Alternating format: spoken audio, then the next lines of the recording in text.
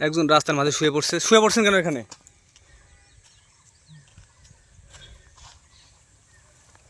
এখানে শারীরিকভাবে সে একটু অসুস্থ মনে হচ্ছে। সে রাস্তার মাঝে শুয়ে পড়ছে। ভাত খাইছেন? হ্যাঁ, বাড়ি কোথায় আপনার? কি করেন আপনি? হ্যাঁ, চাউল টাউল নেন। বিহার শ্রেণী চাউল টাউল বিভিন্ন জায়গায় সংগ্রহ করে। দেখুন একটু রাস্তা, এটা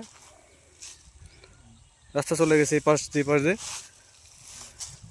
আশেপাশে কোনো বাড়ি ঘরও নেই। ক্লান্ত হয়ে গেছে, রাস্তার মধ্যে শুয়ে পড়ছে।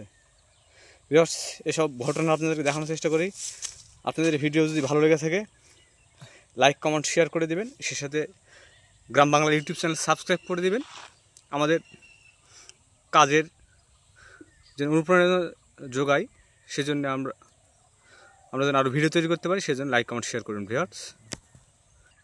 ভিউয়ার্স এনাকে আমি 10 টাকা দিয়ে সহযোগিতা করলাম।